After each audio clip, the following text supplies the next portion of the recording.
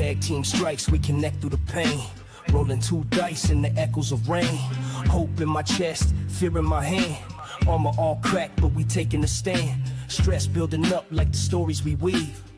Every experience a mark that we leave. Connection questions mark where we've grown. Not just in combat, but when we're alone. From campaign frames to memories lost. We paying for the truth, but never count the cost.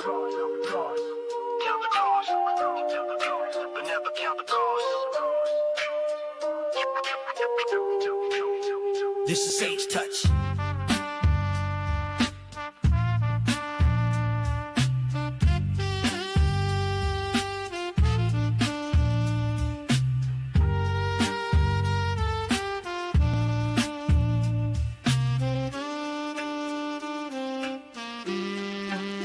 This is Sage Touch. Let the sage.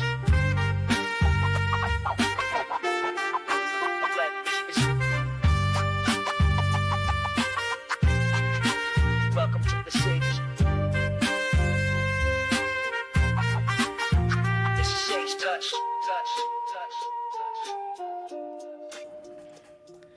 Ooh, Sage touched, man. That's what we're doing right now. Oh man, welcome back everybody. We're back in it, everyone. Hi. It's been a few weeks. Yeah. How are you guys doing?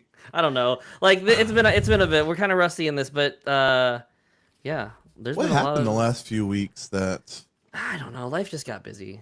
think so. And now I'll tell you what I did. I finished Calamity. Ooh, okay. Calamity. Yeah, And I was pleased. Good. Yeah, Very pleased. Calamity being right above me, right here. This picture by Adam Warpol. Chef's kiss on art. Anyways, Yeah. we are here today not to talk about Calamity or anything. Well, we are talking about things campaign, Critical Role related, because they aren't using Daggerheart. Yeah. That's I'm surprised, but I'm also not that surprised. Do you remember when we were at Gen Con and I was like, I don't think they're going to use Daggerheart, and you were like, F you, Adam, they're using Daggerheart. You remember that? Yes, I do. I remember my words and how I'm eating them right now. I'm actually curious, Adam, just to kind of kick us off there. What was your mindset? Because obviously, me and AJ were very committed. Like they have to be using Daggerheart. I'm curious. Yeah. What was your thought process? My thought process is that while we love Critical Role for all sorts of reasons, at the end of the day, it is still a sort of quote unquote business, right? They still are wanting to support their main player base, the thing that's been successful, the thing that's given them years and years of popularity and just a following, really a cult following a little bit. And it's hard to throw that away for something that's brand new and untested. It would certainly be a huge risk. A good risk, I think, probably would have paid off. But with all the other stuff they announced with the West Marches style and having as many people involved as they're going to, you've got to have all those people on board with Daggerheart. And from what we saw at Gen Con or the Critical Role show during Gen Con, the players were less familiar with the Daggerheart rules than I was expecting. There were kind of a few questions that were can I use one armor on this? Or can I use multiple armor slots? And there were a couple things during the show that I was like, I feel like you should know that. Mm-hmm. Not trying to be arrogant or anything, but this is a professional production, right? To be fair, Critical Role's never been known for their I shouldn't say that. Players are always asking questions on what they can and can't do in their campaigns. So that's kind of their thing. No one knows really what's going on. No one, it's just like when you start playing, you forget how to do basic math. Yeah. But no, yeah, I kind of had the same thought. I did think they could do Daggerheart for the exposure of it, but it's kind of like this, right? So you have, D&D's like the NBA of. Hey, Daniel, welcome back.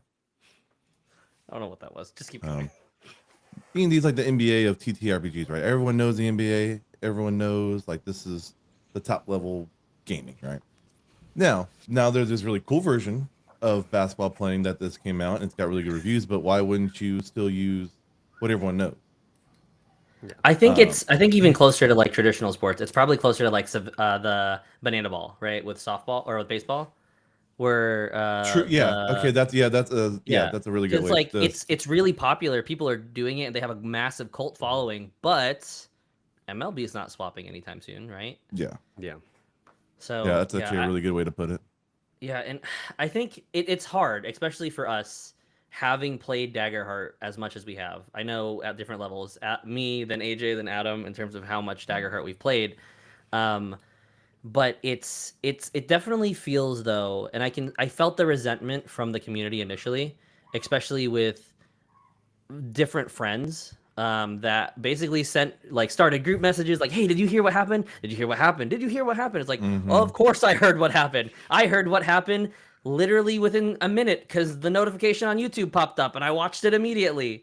And I would say for the people whose feelings got hurt, I think it's valid. I think it's fair because of how well we saw Daggerheart going this summer. Like, it's still sold out. Age of Umbra brought viewership numbers that were much higher than like what campaign 3 was on average. I wouldn't say at the end of campaign 3 obviously had a bunch. At beginning of campaign 3 also had a bunch. But so we saw a lot of good things, and then obviously the big announcements at Gen Con. And I mean, that's why I thought campaign 4 was going to be Gen Con. So the only reason that I didn't think it was going to be is because it didn't say it. That little video they played at the beginning was like a new frame or whatever, and the last thing that popped up was a new GM, which was the big reveal. I was like, surely there's not a second big reveal of also we're swapping systems. Yeah, and I think what eluded me, and I think where I was like fully convinced at Gen Con, was the announcement of new Game Master, because Dungeons and Dragons has traditionally always used the term Dungeon Master, right? And so you're using the term that Daggerheart uses frequently, that I think it really kind of like, it really made it seem that way, especially with all these new. It's like new, and then later we got some same. Yeah. Also, shout out to Prince in the chat, who also loves Banana Ball. I think Banana Ball is really entertaining to watch. Yeah, I'm on a list right now. It's 2 years long, so to try to get tickets. So I'll probably forget about it when I get the email. Oh, interesting. Yeah, I'm not close enough for anything any of that stuff to really like be a thing. Yeah. Anyways, I did have one question, and this is where I came into this call really in this stream kind of thinking, do you think Daggerheart still would have worked? So I think that, especially with the West Marches style, I think that the 5 banners burning frame is made for what they're trying to do. You know what I'm saying? That makes it that was not a consideration I thought about. Like, but that's such a good sense. It makes a lot of sense. So could have worked. I definitely think it could have worked. But I also understand that you have, I guess, not a bunch of new players. We got new players. You have Brennan Lee Mulligan. I don't know if he's even run Daggerheart yet. Technically, I don't think. I mean, I'm sure he has to have played something by this point, right? Right. No, like, at least that would be, as a professional GM as he is, maybe not. But at some point, you'd think he'd at least have to try, especially now being on the crew. But yeah, I don't think any of the other players are, because we have Robbie Damon. Yeah. Who's played? Luis Carrazzo. Yeah. Whitney Moore. Alex. Yeah. Alexander Ward. Yep. Who else do we get? Are we missing anyone from the new people? Let me just look. I don't remember the list. Cast. Abria Iyengar. Right. Who else? I think that's it. And then we have the main cast. Travis, Travis, Marisha, Sam, Taliesin, Laura, Matt as a player, and Ashley and Liam. About So to yeah, say, yeah, that's everyone. yeah. I was surprised too that they kept the whole cast. I really thought when they said new cast that it was going to be people dipping out for the campaign. I did too. I don't think I was expecting 13 players. Yeah. So I I don't know. wasn't Adam, what about expecting you? the West Marches thing either. I was expecting Ooh, yeah. one Yeah. campaign, not one campaign with multiple separate but connected storylines going through. Yeah, see, and just that alone feels very Games of Thrones in itself, right? Which You're gonna is have 5 banners burning. 5 banners burning. That's why I'm like, dude, that could have been a move. But I do get it. Like, if the GM isn't as familiar with the rules, it could be hard at the beginning. I think obviously you would learn them over time, but you know, even in Age of Umbra, everyone still looked to Matt to be like, hey, can I do this? Is this allowed? You know, do I gain hope and fear in this reaction? Stuff like that. So I get it. I'm still excited for campaign 4. I do wish it was Daggerheart, but I think it's still going to be good. I mean, the game's only been out for 3 months. Also, so it maybe like by their next campaign, Daggerheart should have a significantly more time under its belt to just kind of exist. We'll have more frames, hopefully. I mean, with all the announcements that came out, there'll be more of a world setting that's kind of in place, which gives a lot more freedom for them to kind of pick and choose what they want to do in a much larger system. Because right now, all they have is the frames, which are great, but for a campaign like they've done them in the past, that's a frame feels small for that. Yeah, I wonder if they're waiting for whatever Chris Perkins is working on and releasing, or the Chris Perkins, one of those, because they're working on a whole thing, right? Mm-hmm. Yeah, because Chris Perkins is working on something, and Jeremy Crawford also said something about how it's going to be something very devilishly inspired. Now, the thing about that, though, is it would be something that Critical Role hasn't done. Granted, they've been in Exandria for so long, and so usually they don't take source content. They usually like to intersperse it in something that you discover later on. So I'm not sure what that would look like. We also don't even know if, like, what if campaign 5 ends up being, let's go back to Exandria now in a post world 50, 100 years later, but now it's changed. And that would probably be a really good space to say the magic's changed and it's like Daggerheart. And I also think, like, one thing too, and I don't think they're shying away from it, because obviously Travis played the werewolf, did a lot of other, they had played a blood hunter, that's a custom domain. So I think one thing too on the subject of would campaign 4 work, I also think what we have right now is a little limited, right? And that is still a critique. It's still a young system. And so would they have as many options of classes to play? Probably not as much as they will 3 years from now when campaign 4 finishes. Yeah, 3 years is a long time to build up a system and to keep bringing in a fan base. So yeah. So, by campaign 5, if Daggerheart continues on the trajectory that it's going right now, I don't think there's another option at that point. Like, if you've got years of success, you've got worlds built out, you've got more classes. Like, I was just reading through the witch class yesterday. That was the first time I even looked at it. And I was like, this is freaking sweet, dude. It's just it's a whole different type of play style. But that kind of stuff, if they continue to keep making new things and kind of increase, I don't see another option in 3 years if Daggerheart continues at the pace that it's going right now. Yeah. Also, shout out to people who are in the chat. Brock, absolutely would have worked. Would have worked great. Let's also talk about what would have worked and what would have worked really well if they did do campaign 3 here in a second. Jeremy, Siggity Wicked in the chat. Welcome. CR has Watsy by the Nads with his choice. I mean, kind of. Yeah, and been seeing an uptick in D&D content. Which here's the thing, I will say this before we jump in back into like what would have worked if they went with campaign through camp or what they if they would have went with Daggerheart. Um, I don't want to see D&D die as an IP. I don't want to see it die, and I don't think it will unless WotC really drives it into the ground. Like there has to be like Infinity Ward Call of Duty level type like stupid Yeah. decisions Yeah. for D&D to really dive. Like it for us to see what happened like Call of Duty in the video game world. They have to be making really dumb decisions within multiple iterations. Which 2024 I think was the start of rough. And so if whatever 6th edition is or D&D 2034, gosh, Yeah. if they name it something stupid like that, like I don't want to see the brand die because D&D is a good system. It's not a preferred system for myself and others, but it's still a good system. Like I'm teaching, or I have D&D club at the school, and every single kid's like, yeah, I want to play D&D. I know what D&D is. Like that, it's a very much a household name.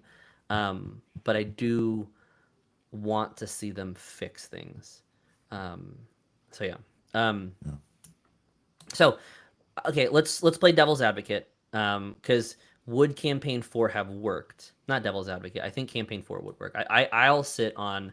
I think campaign 4 would have worked under Daggerheart. I think AJ, you brought a really good point with 5 banners burning. Because yeah, I mean it kind of already feeds Westmarch of Mm-hmm. people from different nations taking up different quests um, and trying to figure out what's going on in the world or even their own custom frame. And the system itself is a full-fledged system. I have run year-long campaigns already since the closed beta. I'm currently in the process of running a campaign that I started at level 1 and now they're level 4 and we've been going for 6 or 8 months.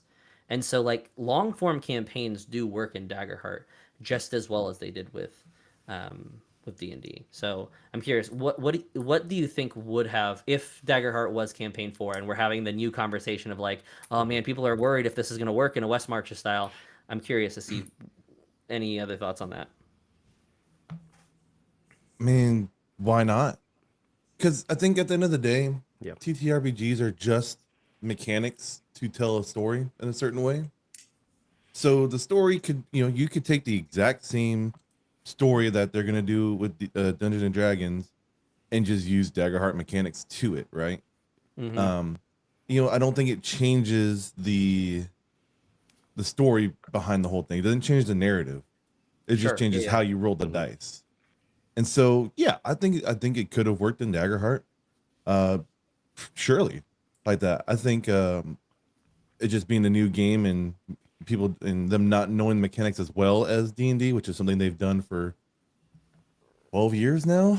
I mean, when did Critical 10, Role start? No, 12. 10. No, Matt's been playing since high school. yeah, Brennan's been playing since high school. Like yeah, these players it's a comfort zone. I mean, even now, as much as I don't prefer running D&D, you tell me, hey, if one of my GMs drops at club, I'm just like, yeah, I got something. I'll run something, and I can run an adventure with little to no prep. With no prep. Yeah. yeah. So yeah, I think 100% could have worked because at the end of the day, it's just mechanics. I think they would have really thrived with the hope and fear system. The succeeding with fear, the failing with hope, kind of that extra flavor on your successes and your failures.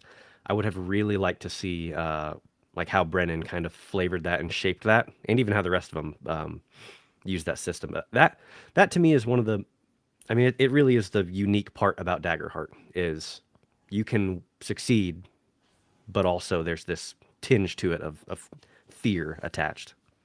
I think I might push back a little bit on that because I think I might put that on a point of like, I think that would be where Daggerheart would have struggled and we would have seen critiques. Not to say that like they couldn't figure it out, but at least from what I've seen in Tabletop from what Brendan has run. Correct me if I'm wrong in the chat and tell me that I don't watch enough Dimension 20, because you're right. I don't watch enough Dimension 20. There's so much to watch. There's a lot I of don't have things to watch. time in my day to watch all the shows. Critical Role is the one I stick to. I watch Dodoborn. Shout out to Dodoborn, because Yeah, we love you they're guys. awesome. Yeah. But like I don't watch all the tabletops, so correct me if I'm wrong. But I don't know if Brennan has like played with the mixed success system as much. Now I know he's played Never Stop Blowing Up, which is like a blowing up system. I know he's played Kids on Bikes, which also is a mixed success system.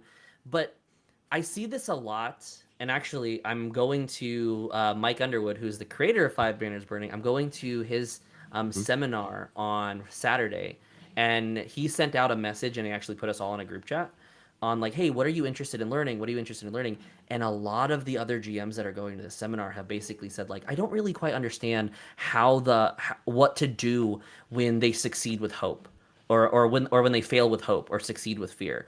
And so I think while Brennan is a sophisticated enough GM to learn it, I think there would be some hesitations.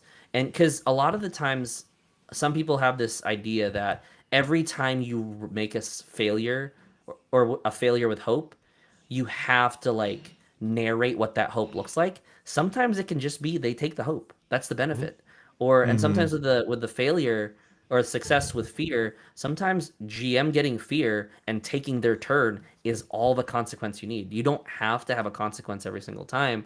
And I think initially a lot of the big struggles that some GMs are having is not knowing how to manage mixed success, because D&D, it's very binary, or hyper binary, where you're just critical success, critical fail. Like there are spectrums, but it really is a success fail system. And that might be a struggle, because I know it's a struggle for a lot of GMs. Yeah, That's fair. I don't I've think seen they that. would have struggled with that. Yeah, I don't think so either. I think but they would I could have see figured. it might. Yeah. I was about to say, even in some D&D games that I've played, it's like, hey, you rolled a 15 on your insight check or your investigation check, whatever. This is what you see. Now, if you would have got a 20, you would see this plus a little bit more, right?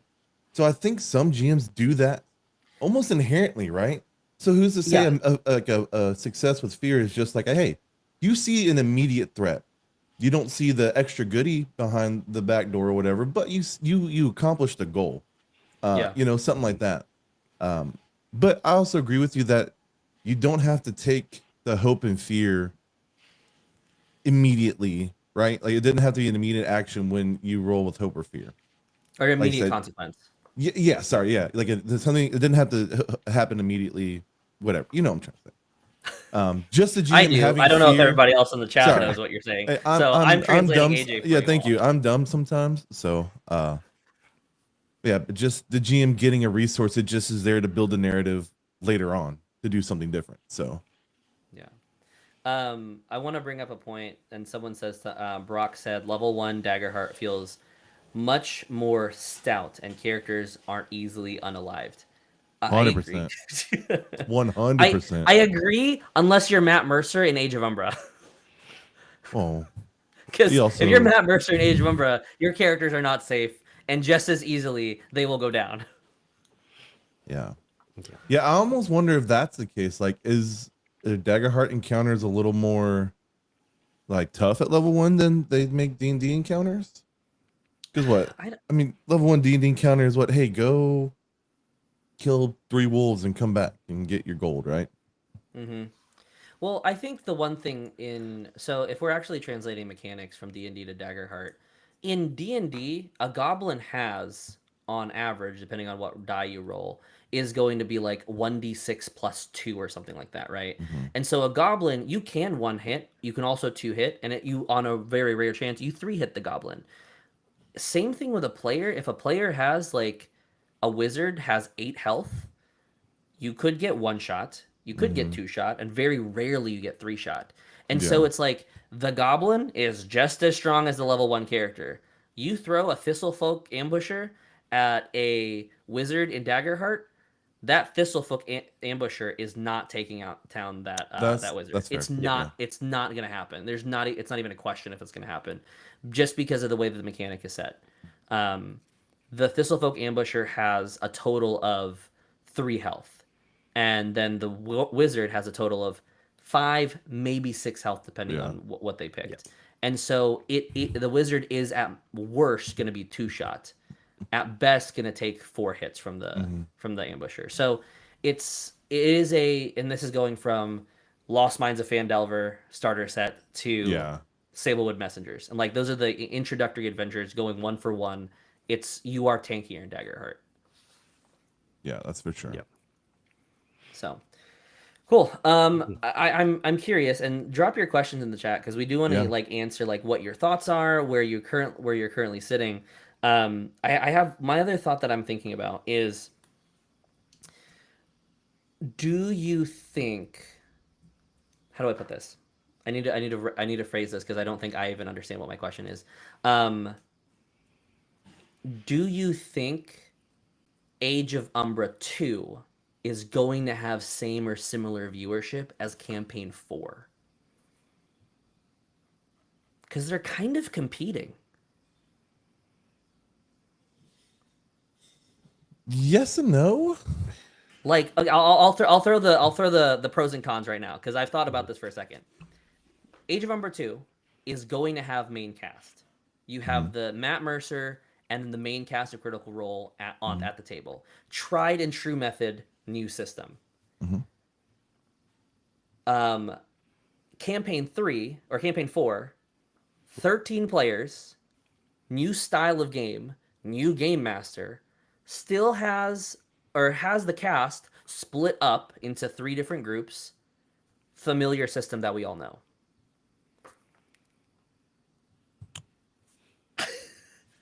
I would think that they would be similar in their viewership. I think that a lot of people are looking at Daggerheart right now as a hope for the future, and them playing with the same cast, the tried and true crew, right? I think that is certainly going to be able to compete with the new stuff that's going on. Now, I love Brennan Lee Mulligan, and I think that the Campaign 4 is going to do really well as well. But with the new style, I would almost be concerned that it'll be hard to follow along as a viewer with all the different threads of what's going on. I could be wrong on that. Because it even brings up the question of like, are you only going to show up when the schemers play? Are you only going to show up with the seekers? Are you only going to watch the soldier episodes? Like, are you going to compartmentalize and only watch one set of groups, or are you going to watch all of them? I think that's a hard question too. That's like a second question within the question.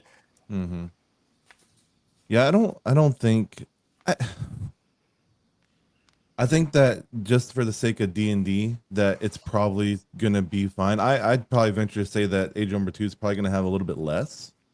And there's always a potential of, hey, there's really hype excitement for Campaign 4, right? So viewership's gonna be way up.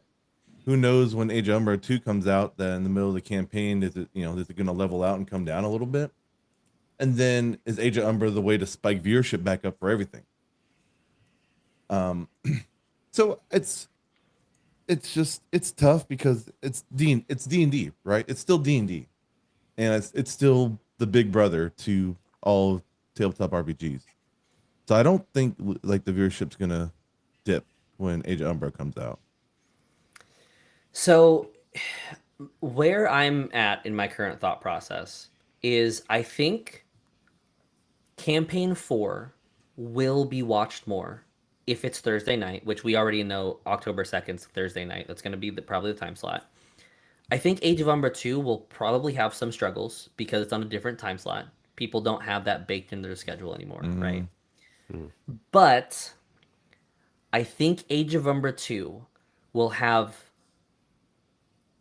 rivaling viewership if the sessions are shorter.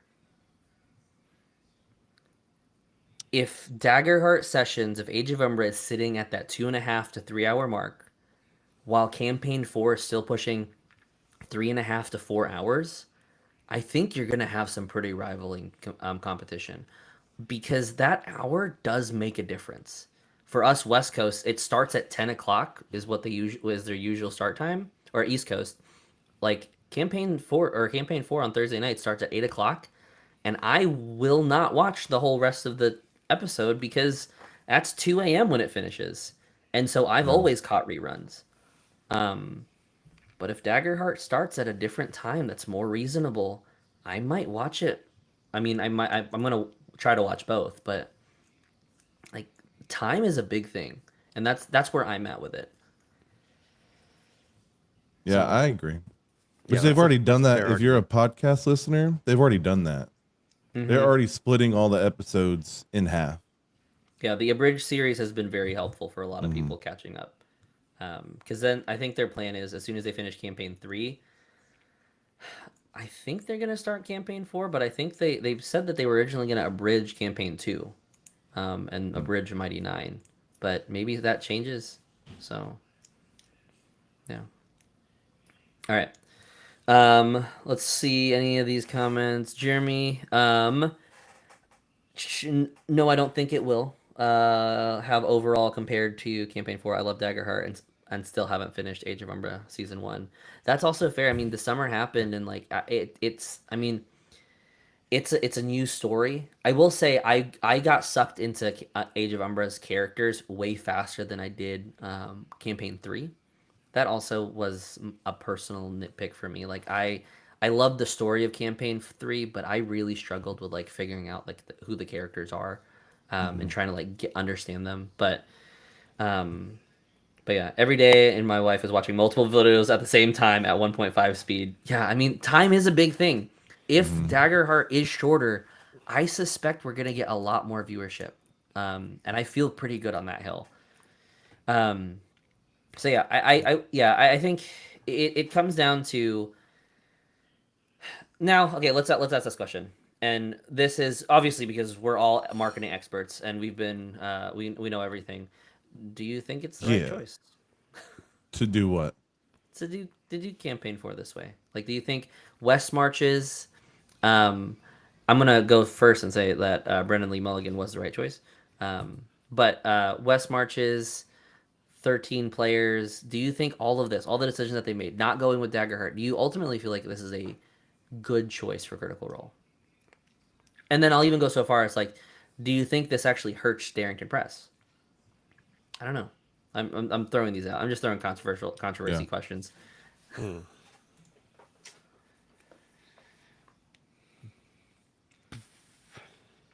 a tough one. I mean, is it right or wrong? I don't know that it's that like a black and white. Should they have or should they have not? I mean, you're gonna have positives and negatives on both sides. I think the West Marches thing it could be interesting, but I don't know that it will perform as well as their standard campaigns. Just because it's a new thing, it's even more content you have to keep up with. For me, like as a late adopter, I'm trying to go back and listen to all these old Critical Role episodes. There's hundreds, and they're all 4 hours long or more. I'm like, I don't know, like, campaign 1, I'm gonna watch Vox Machina, and that's gonna be good. I'm not even gonna touch that. 2, I don't know that I can even find how old the episodes go on like Spotify.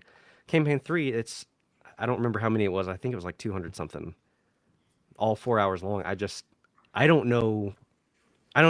And for West Marches, for you to have multiple different storylines within one campaign, like as three major threads, I feel like that could make this campaign drag even longer than they normally do. I mean, we're kind of getting basically Critical Role cinematic universe is kind of what's happening with West Marches. Kind of, yeah. That's a funny way to put it. Yeah.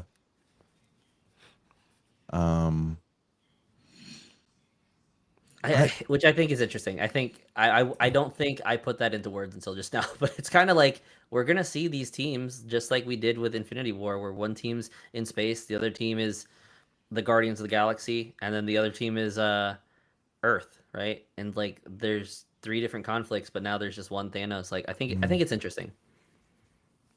Yeah. I mean, obviously, I think everyone's in agreement that Brendan coming in is sweet, right? That's freaking awesome. And I think that it could be really good. I think it could be really good for Daring Press because they're they have D&D, right? Everyone knows D&D. They're watching D&D, and then they're going to be in the announcements. Hey, we got Age of Umbra 2 coming out. Hey, we have other Daggerheart stuff that we're doing on the channel. Check that out too. So, is it a way to bring more people to Daggerheart? I mean, sure, more people will hear it. Will hear what Daggerheart is and all that. At least have the chance to at least watch something about Daggerheart. So, it could go either way though, because who knows if it's tough. It's a I don't know. Like I said, we're marketing experts, so obviously we know everything about this. And we say that to say that I have no idea what's going to happen. I do agree with Sickety Wicked right now. West Marches is a must due to how busy the original crew is with all their other stuff going on. I do understand that. I don't love 100%. it. If I wish, well, I don't wish they didn't have careers because all of them are fantastic voice actors as well. But like, I wish it didn't have to be that way. But I understand that it does. I think the craziest thing about this West March is like, oh yeah, we're gonna make breaks for everybody. Like that way, I think Liam is within this campaign. Liam, I'm pretty sure his kids are graduating high school.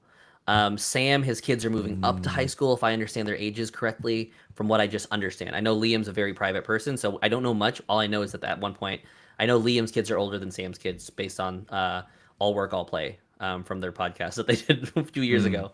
And then Laura, they have Ronan, who's growing up. Like, as a dad, Adam, I mean, seeing your kids and having a project for that long, like, I can only imagine the sacrifices you make to make sure that this all works. And so giving people time, I'm sure is a good thing. But Brennan has a baby on the way, for those who don't know. Yeah, also and true. he's the one person that doesn't get a break. On top of Worlds Above Numbers, and on top of all the Dimension 20 stuff. And his American Girl doll shows. It is American Girl doll shows. Forget about those. Can't forget about those. Like, that's a lot. Like, Yeah. It's one of those things. Like, do I feel bad for Brennan? No, because I'm sure he's thought about this. I'm sure that the sound mind, he's had this thought.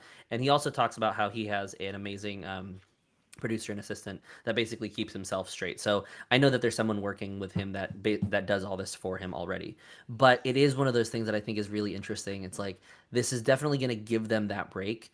But I also think, man, Brennan, how the hell do you do it? Like, he is the one person in the world right now that I'm looking at. It's like, how the hell do you do it? I don't care what government leaders are doing. How Brennan does his stuff, like, what the hell, man? Like, that is a commitment and of a life that you are living. Someone said that earlier in the chat.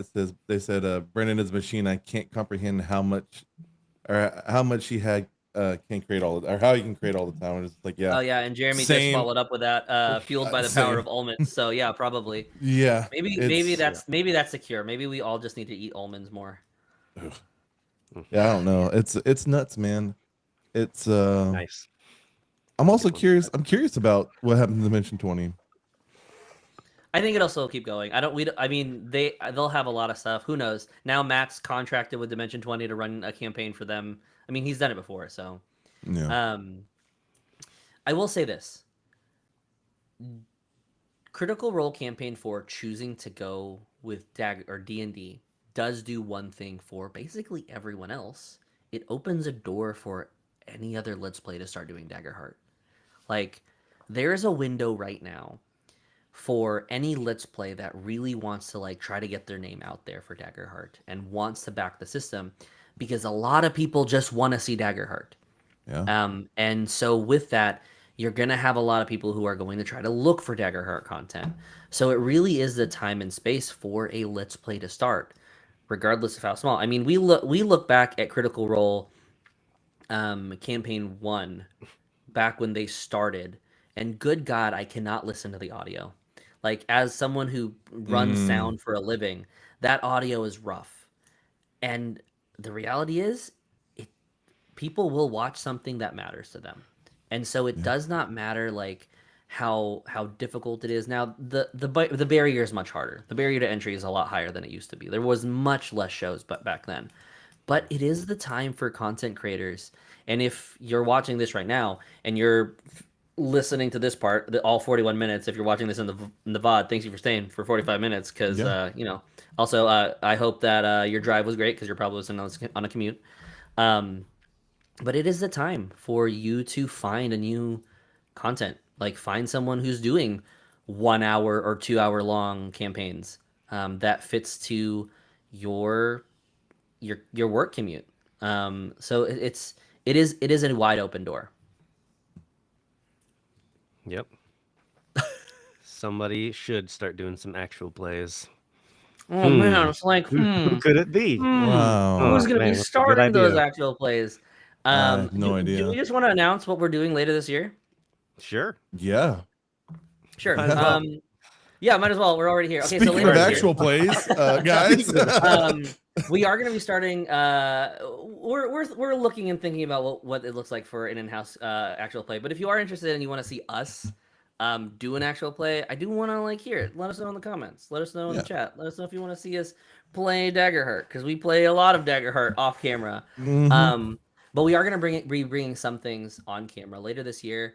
We're working, and just like we did with Scapegoat's Plunder, where we brought in special guests for a short mini campaign, Allison Kendrick from The Pocket Dimension, Rachel Lanthorpe from Faint Divinities, and Seth McKay from Seth of All Trades. We played with them back in the spring, and we did our own little mini Let's Play, basically following some pirates who crash landed on an island. But later this year, we're collaborating right now with some other content creators in the space and doing a campaign-free gauntlet. Goodness. Gauntlet. This campaign frame gauntlet is essentially going to be where we're going to take every single one of the campaign frames and we're just going to run an adventure. Will that adventure be 1 episode, 2 episodes? We'll see. We'll see what happens. But it's going to be just a short adventure with another group of people just exploring the campaign frame mechanics one at a time on the channel. You'll see all 3 of us along with some special guests. I'm not going to say who they are right this second because some of them we're still working on. Let's just be honest. Yeah, we don't have the full schedule yet. Yeah, we got confirming. But we do have about half of the. We do have half basically on lock on.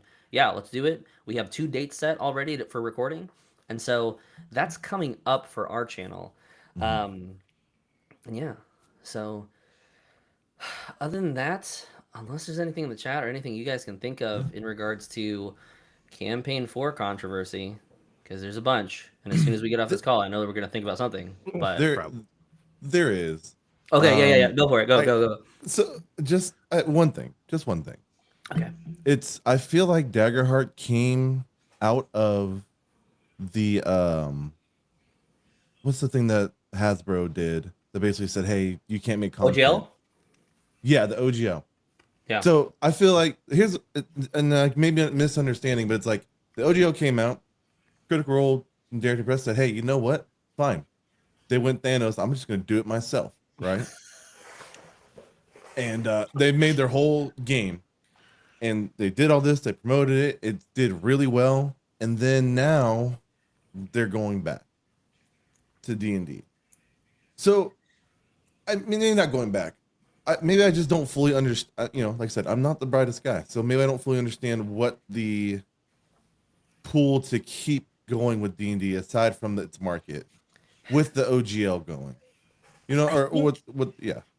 So there was a comment, now that I'm thinking about it, now that you bring it up, there was a comment at one point with an interview that Todd Kennerik did with Matt Mercer, I think, or was it on, it was either that or it was the fireside chat with Brennan and Matt. One of these things, someone, I think Brennan or Matt, made a comment about how when they were looking into the system, they consulted Jeremy Crawford or Chris Perkins, one of the two, and they suggested to stick with D&D, and that was one of their main pillars.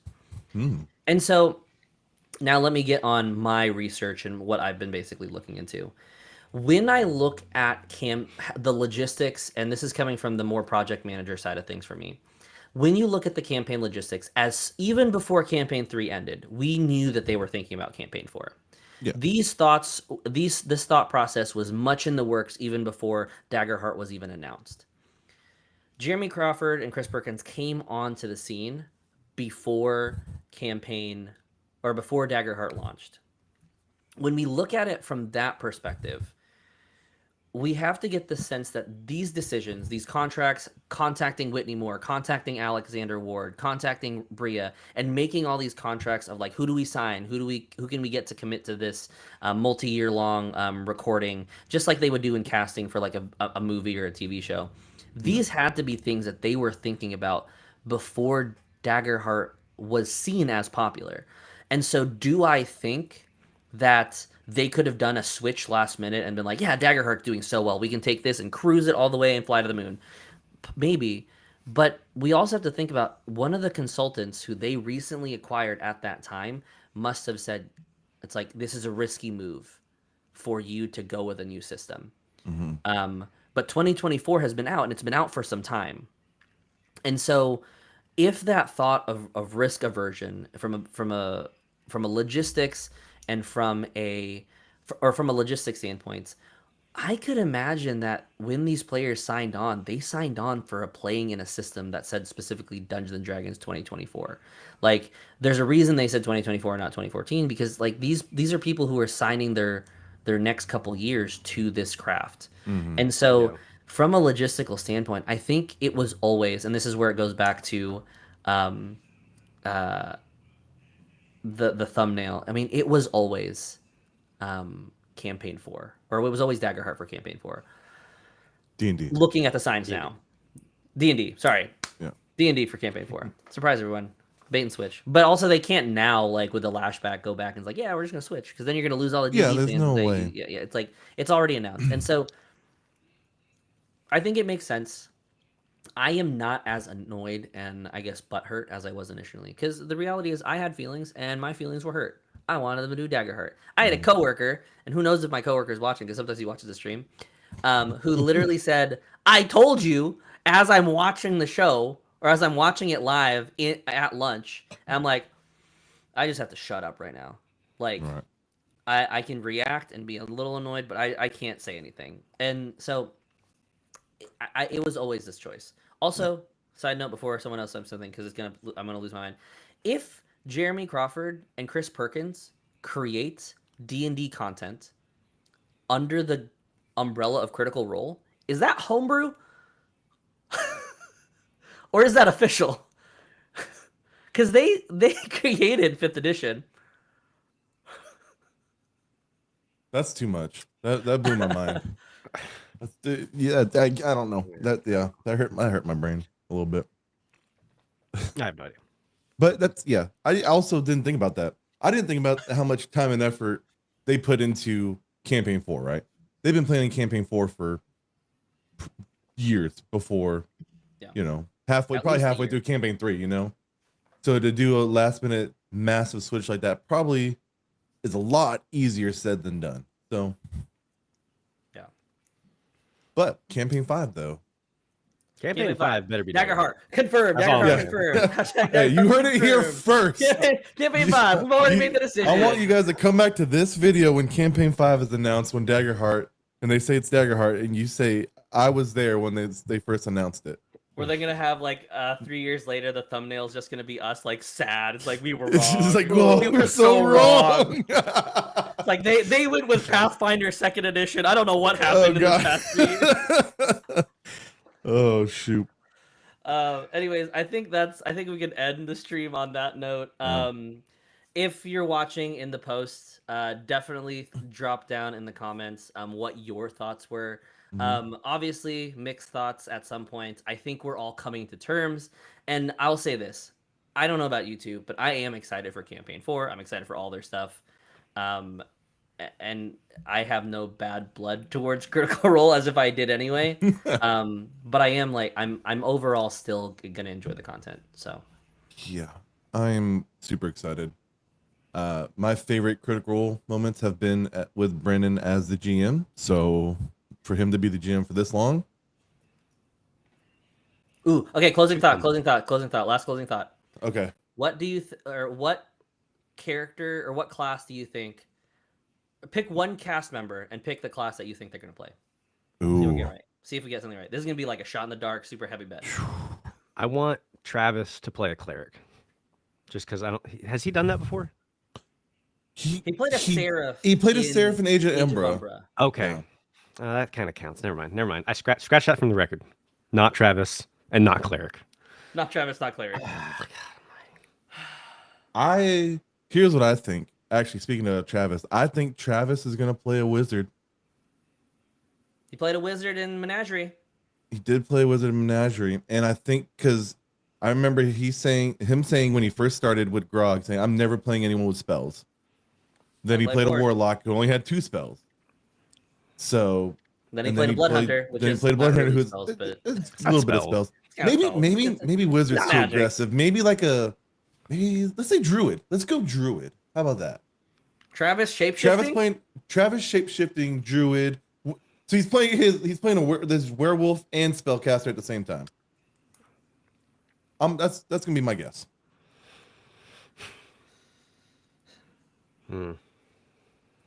God, now I want to do it for everyone. Why'd you do this? I want to do it for everyone. I do want to do it for everyone. We can talk about this later. We can talk about this later. All right, yeah. Marisha, Rogue. That's what I'm going with. Marisha Rogue. Okay, that's reasonable. I'm gonna swing hard. I'm gonna go to the old GM. I'm gonna go Matt Mercer.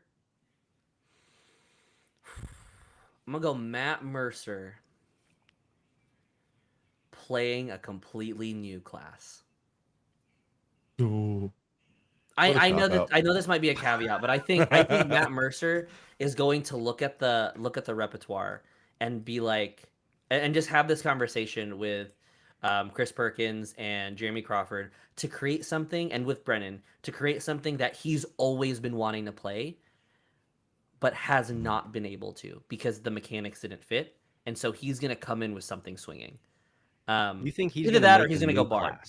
I think he's gonna make a completely new class. We've seen him we made Blood Hunter. He made Gunslinger, yes, or ported Gunslinger from Pathfinder. But I think he's gonna swing. I think we're gonna see a Seekers Witch style map. Like I'm not even gonna go. I think Matt's gonna play Seekers. But I don't know. I think Matt Mercer might pick something like either witchy or like I don't know. I did forget that he made Blood Hunter. I played one. Did make Blood Hunter, yeah. Yeah, I'm convinced. Other hot take. I'm convinced that Matt Mercer will eventually be the GM during campaign 3, during campaign 4. They're gonna do a swap. I think they're gonna co-GM, and there's gonna be 2 GMs, and then Brennan gets to be the Fear Daddy. But it's not Daggerheart, so yeah.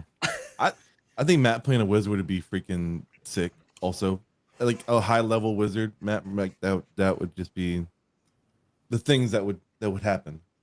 Yeah. Right. Canonically, Matt has only ever played dwarves on Exandria product. Is that true? Yeah, he played Himbo. The Himbo character he played in Exandria Unlimited. Dariax.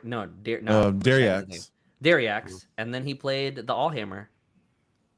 It was a dwarf. We might see a dwarf. Yeah. Something or another. Anyways, I think we've been going. We went another 8 minutes on that one topic. So I still got more too, but yeah, later. Yeah, we'll talk about it. Guys, anyways, in the comments, say what characters and classes you think that the main cast will play in campaign 4, just to see. And if you want to see us, do our own little let's play, we'll see.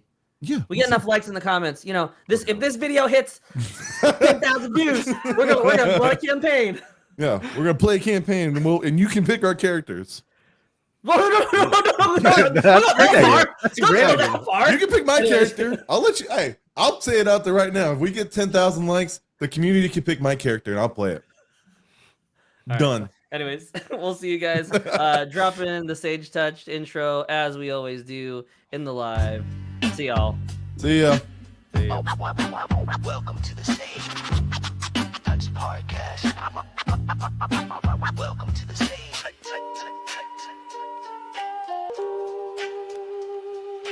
Tag team strikes, we connect through the pain. Rolling 2 dice in the echoes of rain. Hope in my chest, fear in my hand. Armor all cracked, but we taking a stand. Stress building up like the stories we weave. Every experience a mark that we leave. Connection questions mark where we've grown, not just in combat, but when we're alone. From campaign frames to memories lost, we paying for the truth, but never count the cost. Count the cost. But never count the cost. This is Sage Touch.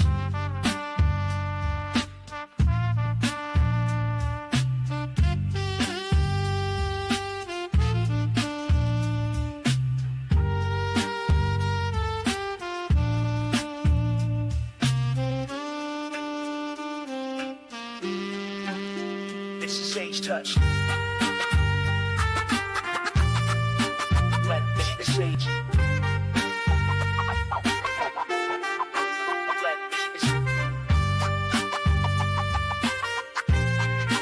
Welcome to the sage.